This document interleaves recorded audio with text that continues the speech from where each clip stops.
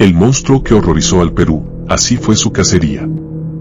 Las esposas metálicas se ajustaron a las muñecas de Eric Moreno Hernández en una casa de San Lorenzo, Paraguay.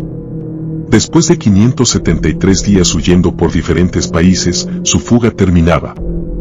El hombre conocido como el monstruo, temido incluso por sus cómplices, dejaba de ser un fantasma que se burlaba de la policía en videos encriptados. Ahora era solo un prisionero vestido con polo blanco y short azul, que murmuraba: ¿quién me entregó? ¿Quién cantó? ¿Quién habló?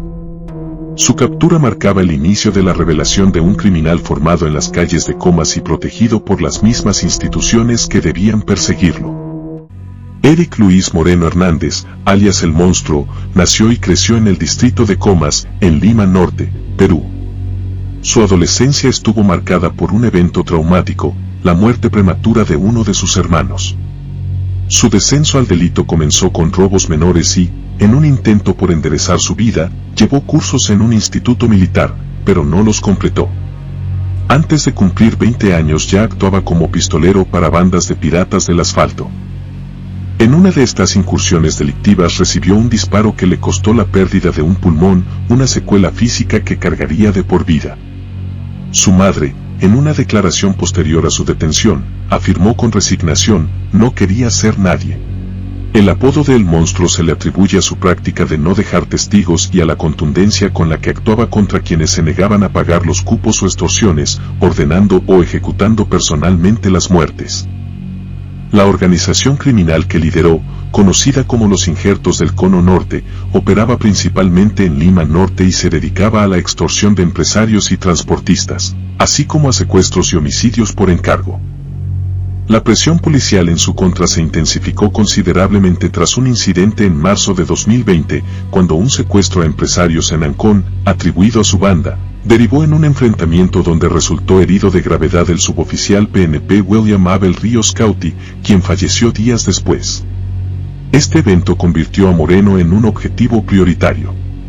Para inicios de 2024, la cacería se había internacionalizado. Se sabía que había huido del Perú y su rastro se detectó en Bolivia, Brasil y Paraguay. Las autoridades brasileñas, de hecho, llegaron a ofrecer una recompensa de $1 millón, aproximadamente 700.000 soles, es decir unos $184.000, por información que llevara a su captura, tras indicios de que se había aliado con el primer Comando Capital, la mafia más poderosa de Brasil. E incluso había formado una facción propia llamada Pececito en Sao Paulo. La organización criminal liderada por Eric Moreno Hernández ejecutó una serie de secuestros que mantuvieron en zozobra a la población de Lima Norte, mostrando una evolución en su audacia y métodos delictivos. El caso de Jacqueline Salazar Flores marcó un punto álgido en la escalada delictiva del grupo.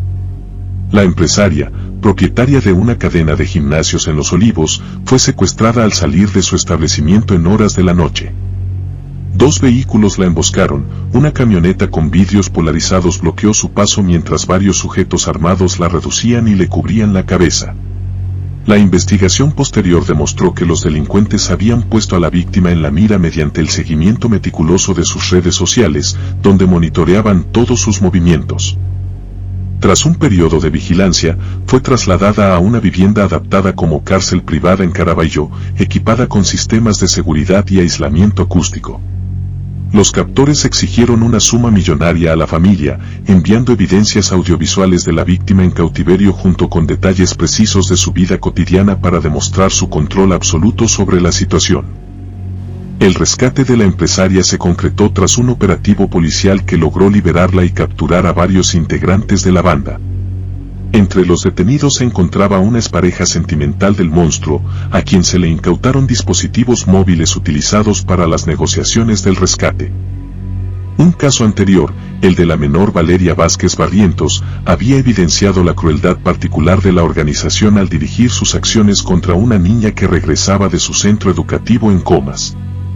La menor fue interceptada cerca de su vivienda por varios sujetos que la obligaron a subir a un vehículo y la trasladaron a una vivienda en una zona periférica. Su familia recibió exigentes llamadas con demandas de rescate, acompañadas de graves amenazas. Tras un intenso operativo, los agentes allanaron el inmueble y rescataron a la niña, capturando a los plagiarios.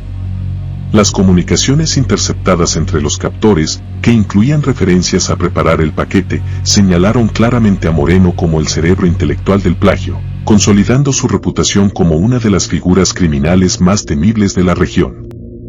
El miércoles 24 de septiembre de 2025 la fuga de Eric Moreno Hernández llegó a su fin. Ese día, un contingente de 50 policías paraguayos irrumpió en la vivienda de San Lorenzo donde se escondía. La operación se mantuvo en el más absoluto secreto, ni siquiera las autoridades peruanas fueron informadas hasta el último momento para evitar filtraciones. Moreno fue sorprendido en la sala, vestido con un polo blanco y un short azul, y fue reducido sin oponer resistencia. En el momento de su captura, Eric Moreno Hernández no se encontraba solo. Junto a él fue detenida una mujer paraguaya que, según las investigaciones, le proporcionaba apoyo logístico realizando compras y gestiones mientras él mantenía un perfil bajo para evadir a las autoridades. Esta mujer, identificada en algunos reportes como Dayana Martínez, habría sido clave sin saberlo en el operativo, pues, según una hipótesis de la policía peruana, fue su expareja sentimental quien, celosa o movida por la recompensa, habría delatado su ubicación. Proporcionó el dato crucial que terminó con sus 573 días de fuga. Entre sus pertenencias, los agentes hallaron varios pasaportes falsos a nombre de Pierre Jesús Mesiosuk Rodríguez y Luis López Young, identidades que aprovechaban su parecido físico y su origen en comas para tratar de pasar desapercibido. Horas después de la detención, fue llevado a la comisaría local, donde se produjo un cara a cara con altos mandos de la Dirincri peruana, incluido el coronel José Manuel Cruz Chamba.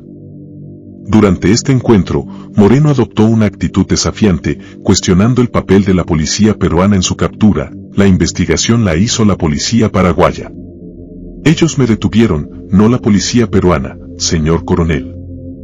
El coronel Cruz Chamba le replicó, destacando el trabajo de inteligencia peruano que había desarticulado el brazo financiero y armado de su organización, y recordándole un video que el propio Moreno había grabado meses atrás burlándose de la Policía Nacional.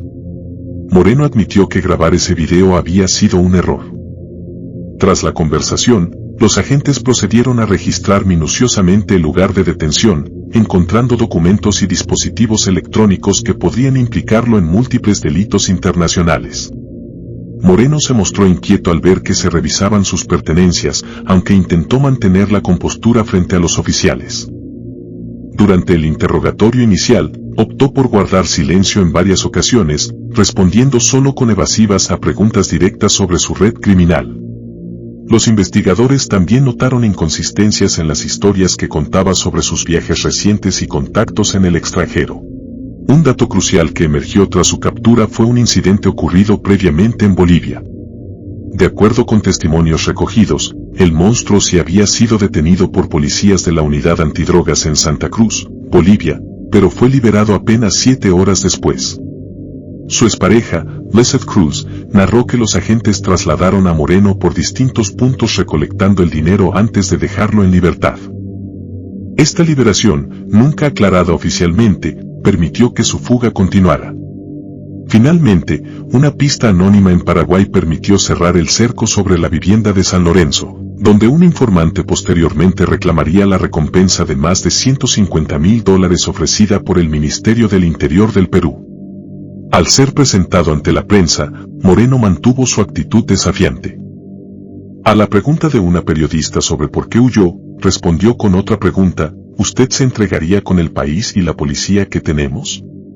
Negó haber cometido delitos en Brasil o Paraguay y señaló a otras bandas criminales peruanas, mencionando a El Jorobado y a Miguel Marín, de operar usando su nombre y de actuar en complicidad con sectores corruptos de la policía. La caída del monstruo no fue solo la captura de un individuo, sino la evidencia tangible de una red corrupta que se extiende más allá de las fronteras. ¿Crees que haya autoridades de los países implicados vinculadas al monstruo peruano? Deja tu opinión en los comentarios. Haz clic en el pulgar arriba, comenta y comparte con todos tus conocidos este video.